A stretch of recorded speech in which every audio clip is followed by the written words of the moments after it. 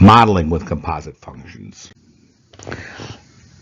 Because composite functions are basically interactive with other functions, and you see this a lot in the real world. You see this with biology and hormones as well as growth and decay. You see this in chemistry with the result of one chemical output can cause multiple chemical outputs. In finance, you see how something happens on Wall Street is affected by other areas. In business, you also see this as well. Um, how various interactions in one part of the business world affect other things. Got a simple example here, and this video is just basically showing you more examples. We talked about some before. I want to give you some more examples of how the interactivity is uses composite functions all the time in the real world. And I've got a football team here, and how many fans do they get per game here? And that is the first question. Well, the average number of fans is based on their winning percentage. Well, how do we do their winning percentage? Well, it is based on the winning percentage based on average practice time. And then what's average practice time based upon? Well, that is based on the number of rainy days. In other words, less rainy days we have, more practice time. And what we're asking here is the number of fans per winning percentage here. How is that represented? And I've highlighted, actually bolded, the average, right on C here, the average number of fans per game as a result of the function of the average daily practice time. So the average number of fans per game is ultimately affected by practice time. Why? Well, more practice time means a higher winning percentage. And a higher winning percentage means more fans per game.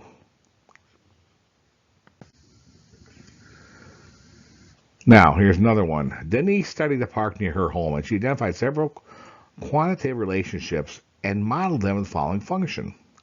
What is the height of a tree? Well, the height of a tree will ultimately determine the number of birds nesting in the tree, which do not make sense. The bigger the tree, the more birds can nest in it. And then what is the height of the tree dependent upon? Well, that's dependent on the average temperature. In other words, the warmer it is, the more likely it's going to grow taller.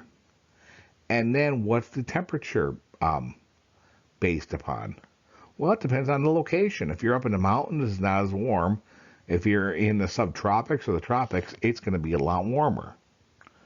So the question is, and what Denise wants to know as I erase this stuff, is, according to these findings, which of the following expression represents the height of the tree as a function of its altitude? Here's my height of tree. Here is my altitude. So if we look at this, it is the height of the tree is dependent on the temperature at a specific location. So altitude, which where we start out with here, is the input for the average temperature, which makes perfect sense if you think about it. The higher the altitude, the cooler the temperature. And then that location, average temperature, specific location, affects the height of the tree. So, which ultimately will also say how many birds there are within a given tree.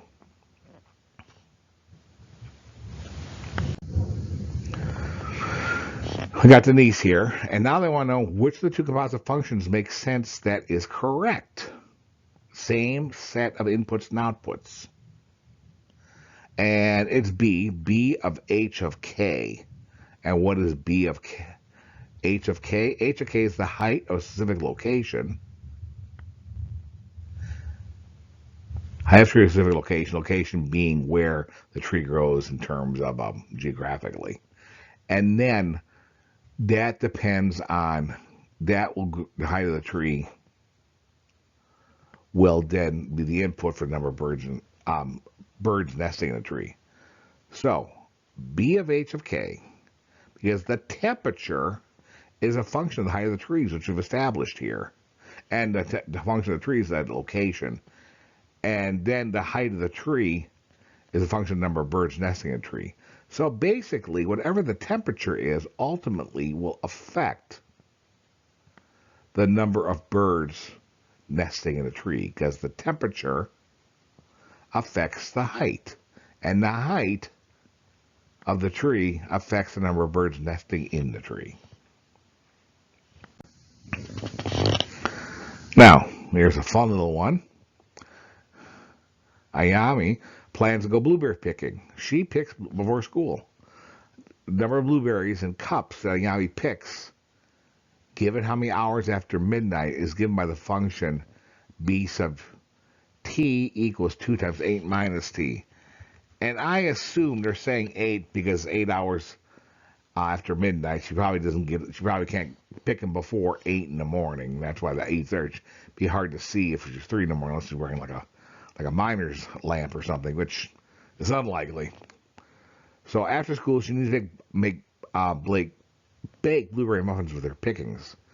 The number of muffins M that she can make is based on the number of cups of blueberries. So what we got here is how many blueberries can she pick, which before school, which is based on this time, and then that will affect how many cups she has, will affect how many muffins she can make that afternoon she gets back. And we got it right here. B of t, which equals 2, 8 minus t, is the number of cups she has picked based on number of hours she's picked blueberries. And then the outer function would be the number of muffins she can make, with n being the number of cups she's collected, which is 12n. So how many muffins can she make given the number of cups she has? Well, if she can make right here, she can make 12. It looks like she can make basically 12 muffins per cup. Well, how many cups does she collect? That's going to be on how many hours she picked. And that equation is 2 times 8 minus t. So I'm going to replace, every time I see that n in that 12n, which is number of cups, or number of muffins she can make per cup, I'll put it to 8 minus t. So it's basically going to be 2 times 8 minus t is end up being 2 times 8 is 16, 2 minus negative t is negative 2t. So I get the equation 12 times 16 minus 2t.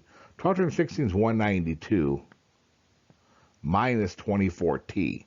So however many, we can determine how many actual muffins she makes is going to be how many hours she's collected blueberries. So it's going to be 122 minus 24 times t.